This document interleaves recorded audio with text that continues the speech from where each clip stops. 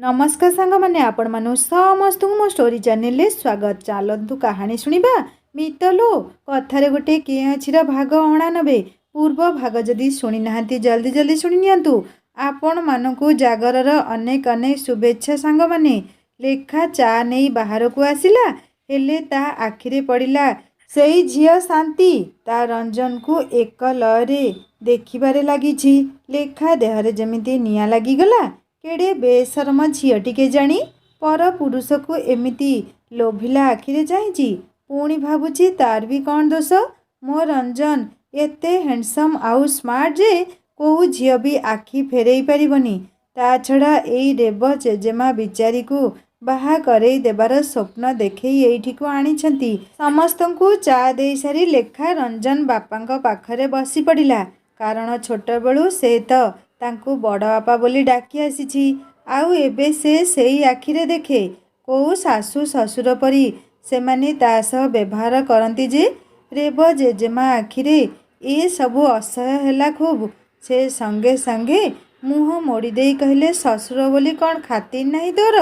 झटकिना जाई पाखरे बसी पड़ुछु। घरे कौन तो माँ किछि शिखेनी। लेखा छाती रे जेमिति तीर परी विद्ध होईगला जेजेमांकर कथा। आखिरे तार लुह ढल ढल हेबा आरंभ होईगला। माँ बाबांका आगरे तांको गुरुजनंक अपमान केमिति करिब से। हेले लेखार लुह छल छल आखि ताकू खूब कष्ट देउथुला। रंजन बापा परिस्थिति को संभाळिबाकू जाई कहले नानी एमिति कौन कहूच। से मो बोहू नुह बोली प्रथमरु कहिछि ना। जेमिति मो झियो रश्मि सेमिति लेखा मोर दुई झियो। एबे सिना 6 मास ହେଲା संपर्क बदलिछि हेले 24 वर्ष होईगला मु तार बड़ आपा। ता छड़ा आम बोहू आम झियो होई रहिले आमे खूब खुशी।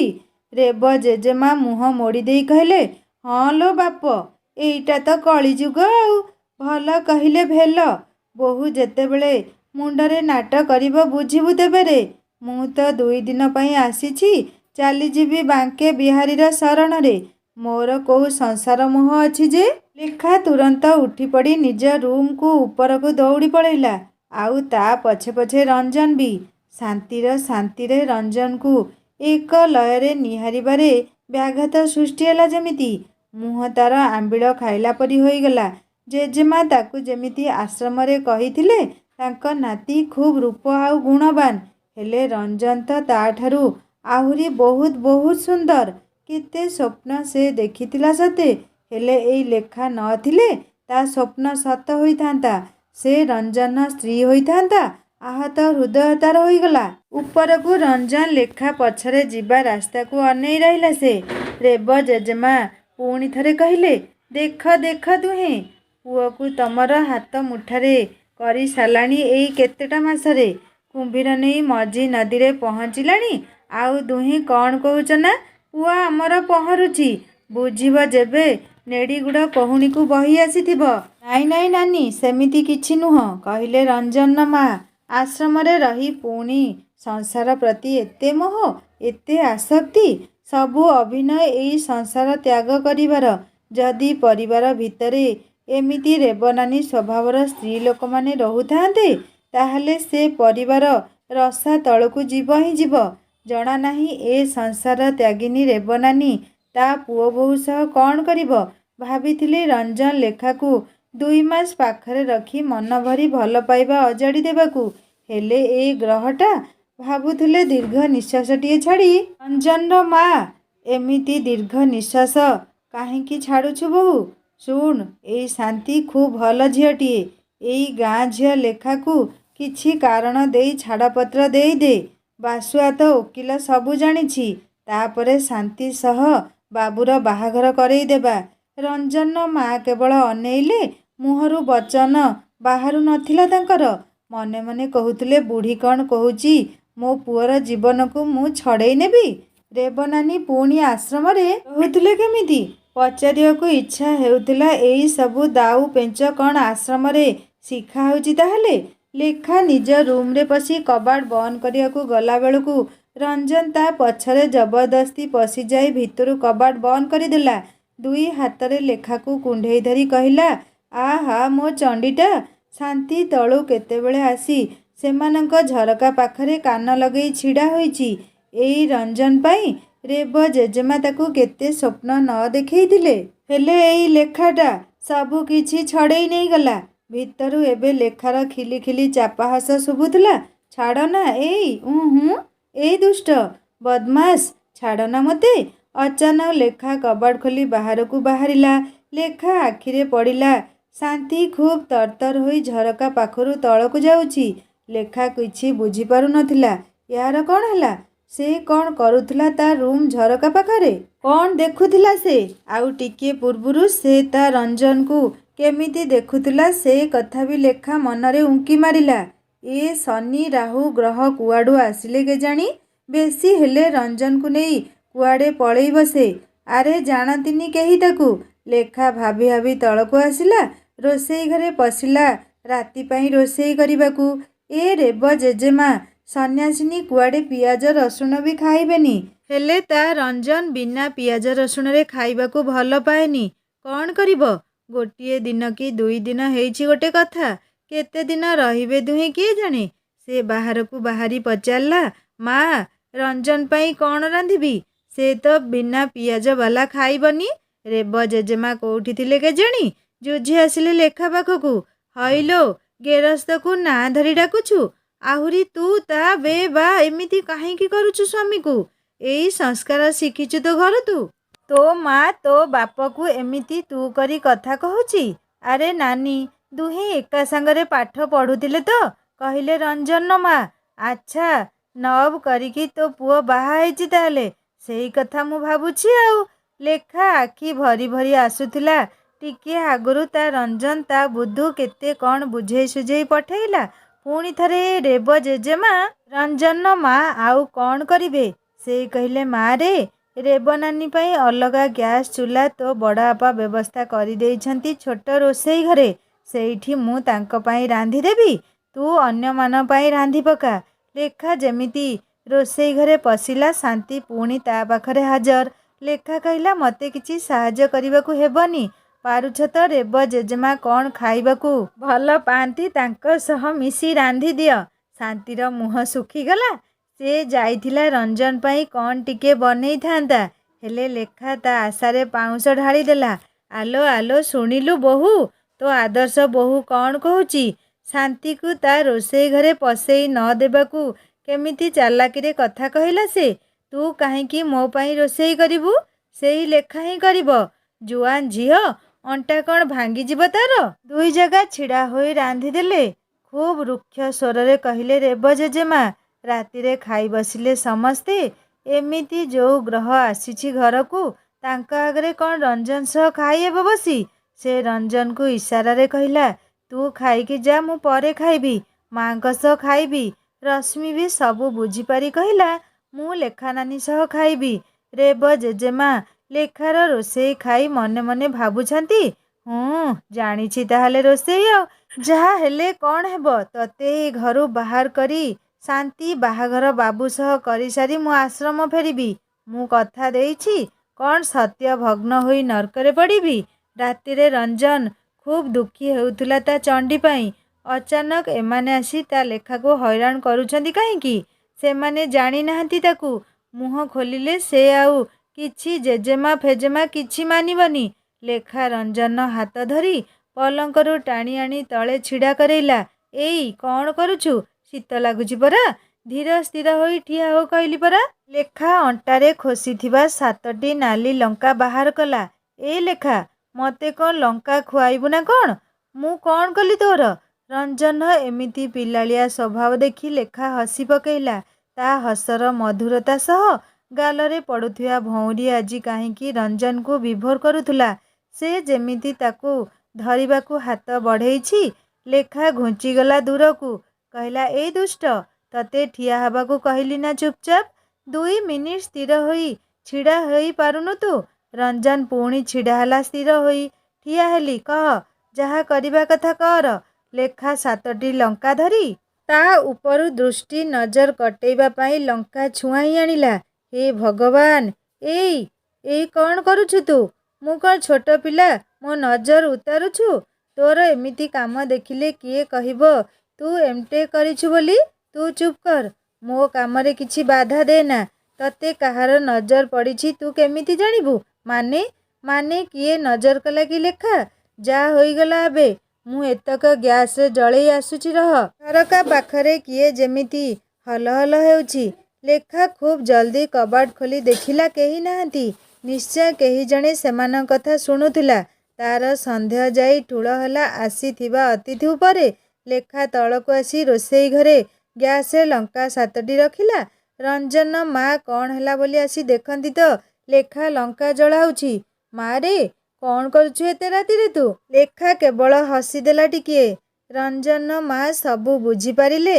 ମନେ ମନେ କହୁଥିଲେ ମୋ ବାବୁକୁ କ'ଣ ଲେଖାଠାରୁ ଭଲ ଝିଅ ମିଳିଥାନ୍ତା? ଏତେ ଭଲ ପାଇବା ଆଉ କ'ଣ କେହି କେବେ ମୋ ପୁଅକୁ ଦେଇପାରନ୍ତା? ଆଉ ଏ ରେବନାନୀ କ'ଣ କହୁଛି ନା କିଛି କାରଣ ଦେଖେଇ ଲେଖାକୁ ରଞ୍ଜନଠାରୁ ଦୂରେଇ ଦେବାକୁ। ଲେଖା ଚାଲିଗଲାଣି ଶୋଇବାକୁ ଉପରକୁ। ଲେଖା ଶୋଇବାକୁ ଯାଇ ଦେଖିଲା ରଞ୍ଜନ ଖୁବ୍ ନିଦରେ ଶୋଇଗଲାଣି। ଆହା ମିଛୁଆ କୋଉଠିକାର ଆଉ ଏତେ ଜଲ୍ଦି ନିଦ ଆସିଗଲା ୟାକୁ। ଭାବିଲା ହଁ ହେଇଥିବ। ସେ ବି ଧୀରେ ଯାଇ ବ୍ଲାଙ୍କେଟ୍ ଭିତରେ ଯେମିତି ପଶିଛି। ଦୁଇଟି ବଳିଷ୍ଠ ବାହୁ ତାକୁ ଜାବୁଡ଼ି ଧରିଲା ଖୁବ୍ ସ୍ନେହରେ। କ'ଣ ନଜର ଛଡ଼େଇଲୁ ମୋର? ଆଚ୍ଛା ଏମିତି କିଏ ମୋତେ ନଜର କଲା କହିଲୁ? ଲେଖା ତା ଛାତିରେ ମୁଣ୍ଡ ଗୁଞ୍ଜି ଦେଇ କହିଲା ସେଇ ଶାନ୍ତି ଆଉ କିଏ ହେବ? କେମିତି ଅଜବ ଚାହାଣୀରେ ସେ ତୋତେ ସବୁବେଳେ ଦେଖୁଛି। ମୋତେ ଭଲ ଲାଗୁନି ଆଦୌ। ଅତିଥି ଆଉ କ'ଣ କହିହେବ ତାଙ୍କୁ? ନିଜ ଜିନିଷ ନିଜ ଦାୟିତ୍ୱରେ ରଖିବାକୁ ପଡ଼ିବ। ମୁଁ ତୋ ଜିନିଷ? ହସୁ ହସୁ ପଚାରିଲା ରଞ୍ଜନ। ସେ କେମିତି ବୁଝେଇବ ତା ବିନା ସେ କ'ଣ? ତାର ଅସ୍ତିତ୍ୱ ବୋଲି କିଛି ନାହିଁ। ଆଉ ଏ ଶାନ୍ତି କ'ଣ ଭାବୁଛି କେଜାଣି? ରଞ୍ଜନ ଖୁବ୍ ସ୍ନେହରେ ନିଜ ଭିତରେ ଲେଖାକୁ ଖୁବ୍ ନିବିଡ଼ରେ ଧରି କହିଲା ଆଲୋ ଚଣ୍ଡୀ ତୋ ପାଖରୁ ମୋତେ କିଏ କୁଆଡ଼େ ନେଇଯିବ ବୋଲି ଭାବୁଛୁ? ସ୍ୱୟଂ ଯମରାଜ ବି ଡରିଯାଇ ଛାଡ଼ିଦେଲେ ମୋତେ। ଏତେ ବଡ଼ ଜାହାଜ କ୍ରାସ୍ରୁ ସମ୍ପୂର୍ଣ୍ଣ ଠିକ୍ ହୋଇ ଫେରି ଆସିଲି ତୋ ପାଖକୁ। ଆଉ ଏଇଠି ଏ ଶାନ୍ତି କିଏ କି ଏମିତି? ହଁ ବିଚାରୀର ଦୋଷ କ'ଣ? ସେ ରେବ ଜେଜେମା ତାକୁ ସ୍ୱପ୍ନ ଦେଖେଇଛନ୍ତି ଗୋଟିଏ ଘର ପରିବାର ଆଉ ମୋ ଭଳି ହ୍ୟାଣ୍ଡସମ୍ ପତିର। ସେଇ ପାଇଁ ଅନାଉଛି ମୋତେ ସେ। ତୁ କାହିଁକି ବ୍ୟସ୍ତ ହେଉଛୁ?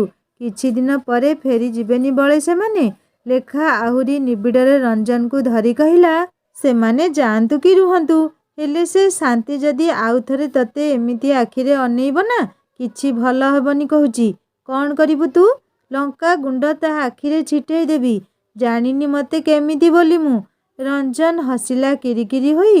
ହସୁ ହସୁ କହିଲା ବୁଝିଲୁ ଲେଖା ଏ ଶାନ୍ତି ପାଇଁ ମୋର ବହୁତ ଲାଭ ହେଉଛି। ମୋ ଚଣ୍ଡୀ ଆଜିକାଲି ମୋତେ ଖୁବ୍ ପ୍ୟାର କରୁଛି। କ'ଣ କହିଲୁ? ଆଗରୁ ତାହେଲେ ତୋତେ ସେ? ଲେଖା ଠେଲି ଦେଲା ଜୋରରେ ରଞ୍ଜନକୁ।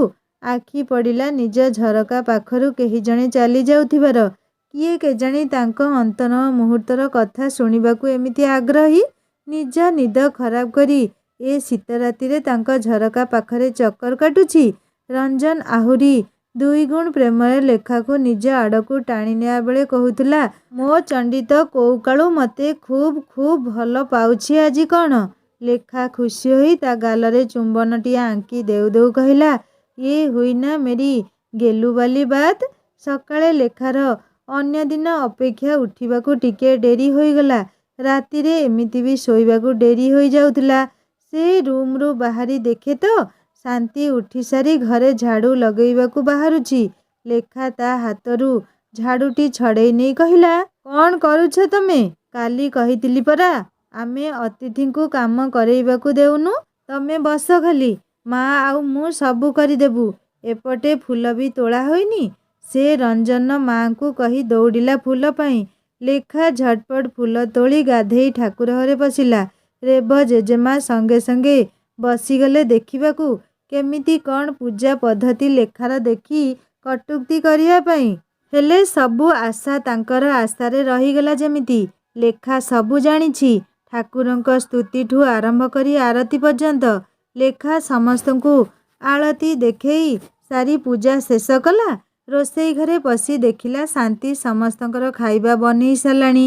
ମା ବି କେମିତିକା ୟାକୁ କ'ଣ ପାଇଁ ରୋଷେଇ କରିବାକୁ ଦେଉଛନ୍ତି। ଖାଇବା ଟେବୁଲରେ ସମସ୍ତେ ବସିଲେ।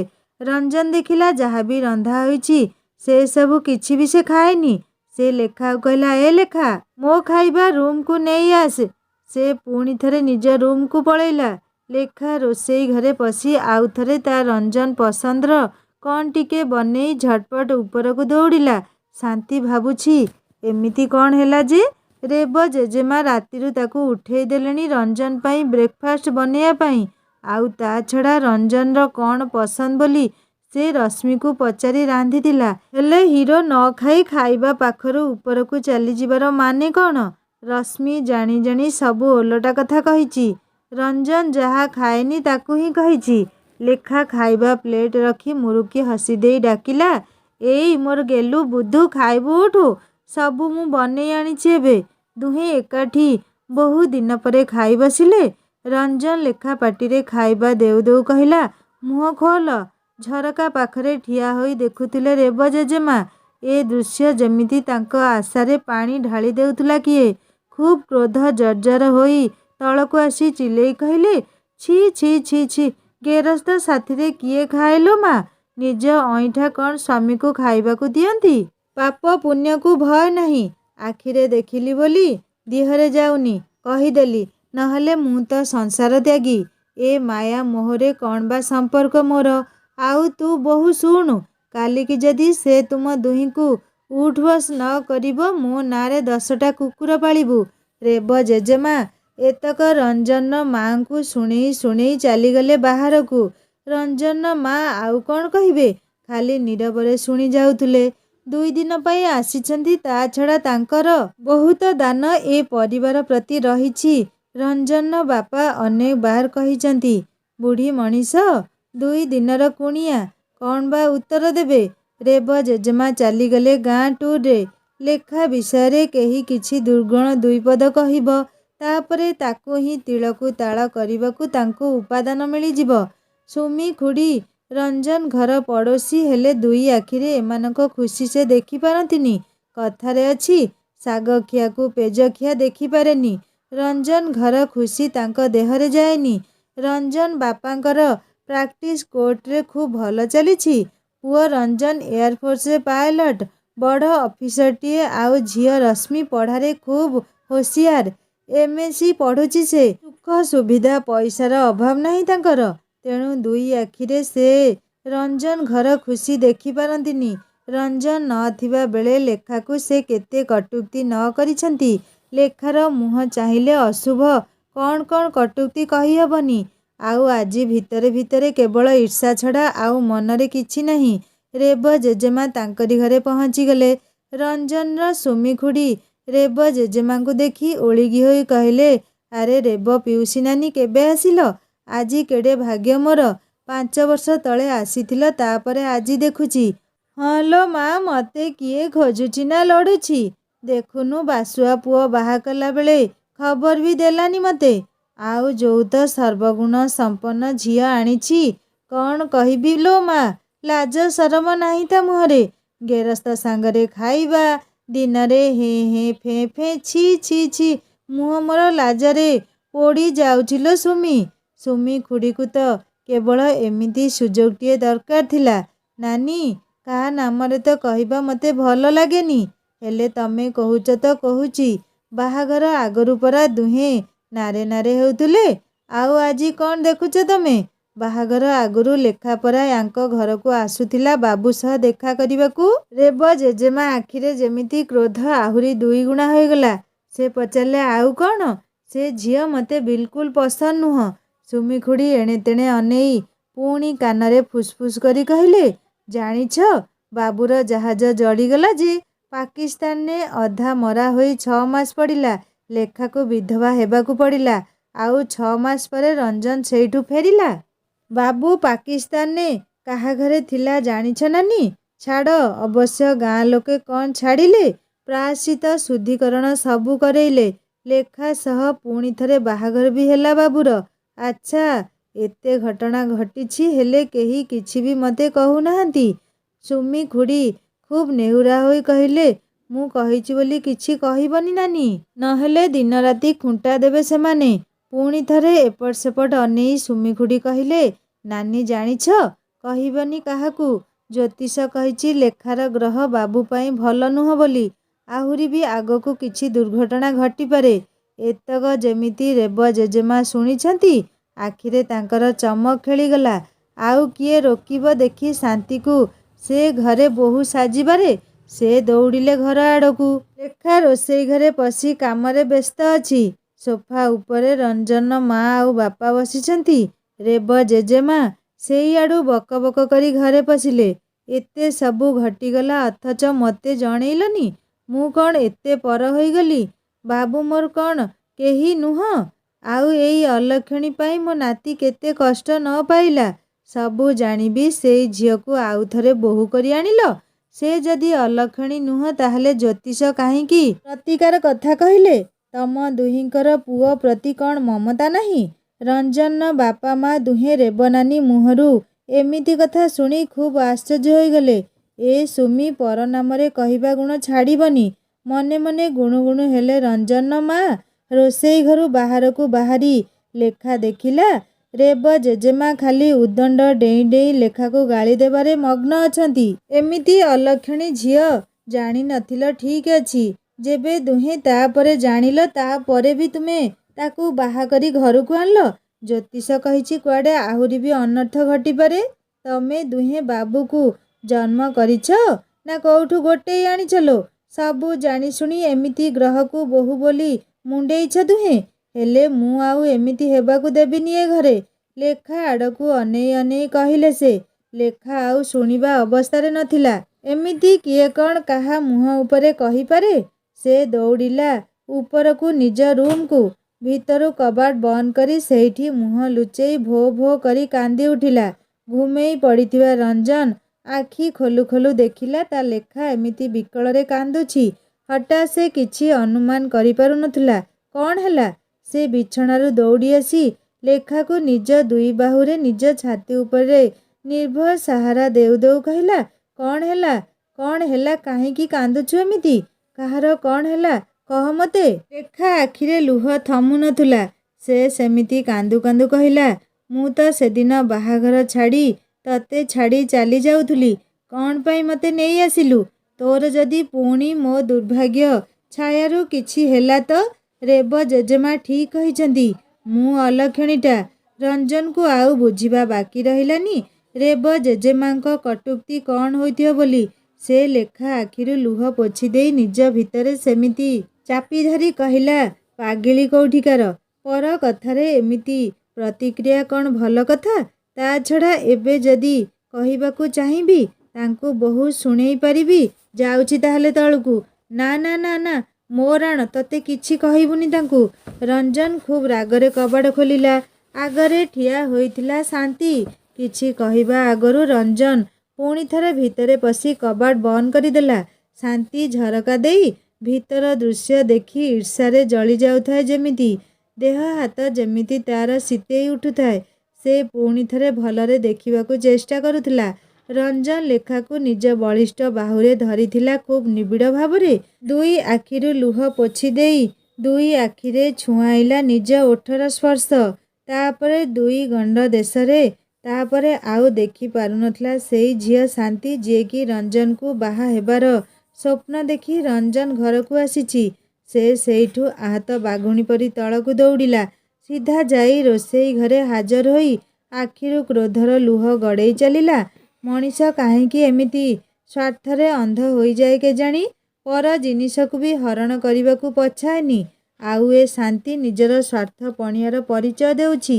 ଏଥର ଲେଖା ରଞ୍ଜନ ବାହୁ ଭିତରେ ତାର ସମସ୍ତ ଦୁଃଖ ଯନ୍ତ୍ରଣା ଧୀରେ ଧୀରେ ପାଣି ଫୋଟକା ପରି କୁଆଡ଼େ ମିଳେଇଗଲା।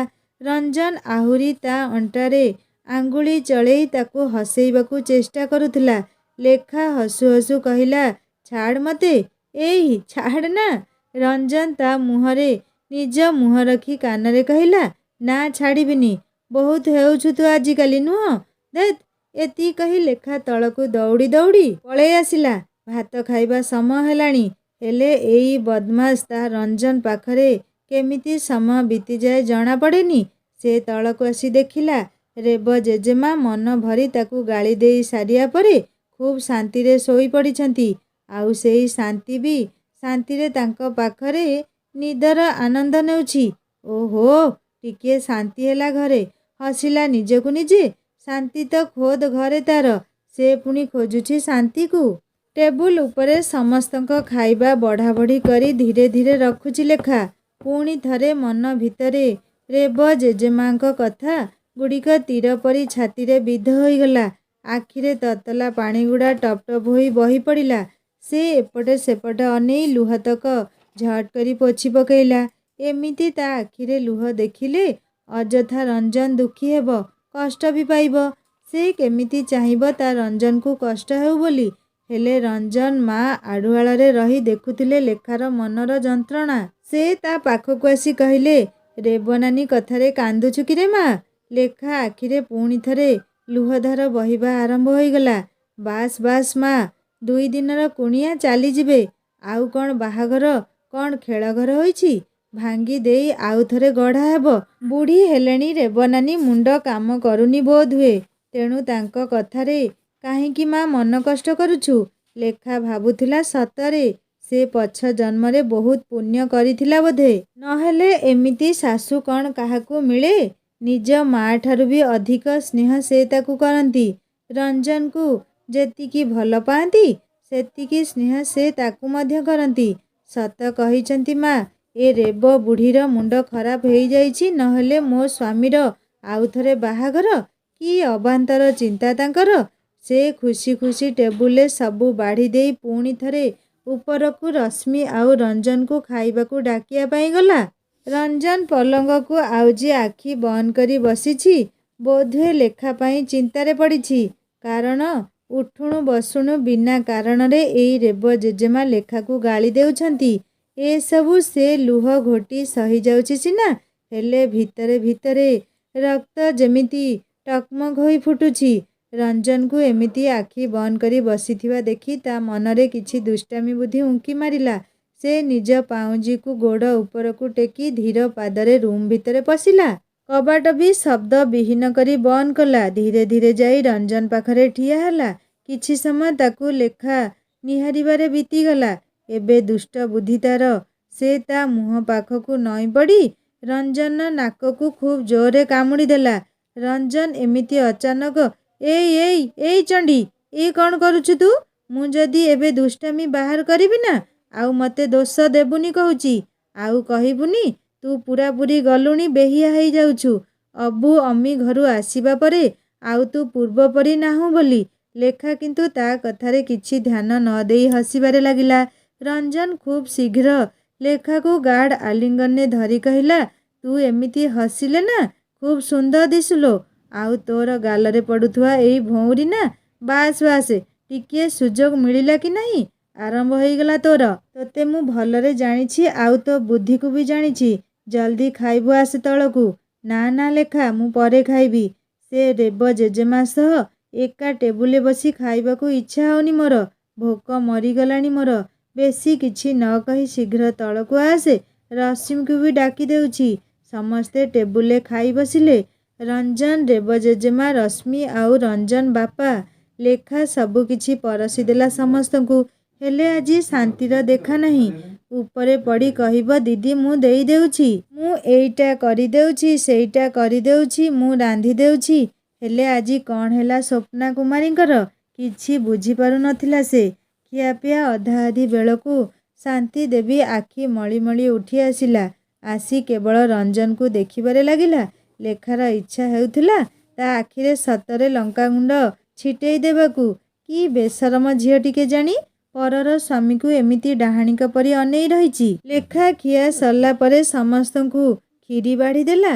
ରଶ୍ମି ଖୁସି ହୋଇ ପଚାରିଲା, ନାନୀ କେତେବେଳେ ରାନ୍ଧିଲ କ୍ଷୀରି? ତମ ହାତ ତିଆରି କ୍ଷୀରି ନା ବେଷ୍ଟ ସବୁଠାରୁ। ସମସ୍ତେ ଖୁବ୍ ଖୁସିରେ କ୍ଷୀରି ଖାଉଥିଲେ। ହେଲେ ରେବ ଜେଜେମା ଯେମିତି ମୁହଁରେ ଦେଇଛନ୍ତି, ଥୁ ଥୁ କରି ଯାଇ ବେସିନରେ ବାନ୍ତି କରି ପକେଇଲେ। ତାପରେ ବିଷ ଉଦ୍ଗାରିଣ କରିବା ଭଳିଆ ଆରମ୍ଭ କଲେ ଲେଖା ଉପରେ ବର୍ଷିବା। ଲେଖା ବୁଝିପାରୁ ନଥିଲା ଏମିତି ଅଚାନକ କ'ଣ ହେଲା ତାଙ୍କର। ସାଙ୍ଗମାନେ, ରେବ ଜେଜେମା କ'ଣ ତାଙ୍କ ଉଦ୍ଦେଶ୍ୟରେ ସକ୍ସେସ୍ ହେବେ? ରଞ୍ଜନ ରେବ ଜେଜେମାକୁ କେମିତି ମଜା ଚଖେଇଲା ଶୁଣିବା ନେକ୍ସଟ ପାର୍ଟରେ। କାହାଣୀ କେମିତି ଲାଗିଲା ମୋତେ କମେଣ୍ଟ କରି ଜଣାଇବେ। ଆଉ ଯଦି ଭଲ ଲାଗିଥାଏ ନା, ସବସ୍କ୍ରାଇବ୍ କରି ବେଲ୍ ଆଇକନ୍ ନିଶ୍ଚୟ ଦବାଇ ଦେବେ। ଦି ଷ୍ଟୋରୀ ଚ୍ୟାନେଲକୁ ଭିଜିଟ୍ କରନ୍ତୁ ସାଙ୍ଗମାନେ। କାହାଣୀ ଶୁଣି ସାରି ସବସ୍କ୍ରାଇବ୍ କରିବାକୁ କେବେ ଭୁଲିବେନି। ରହୁଛି ନମସ୍କାର, ଜୟ ଜଗନ୍ନାଥ।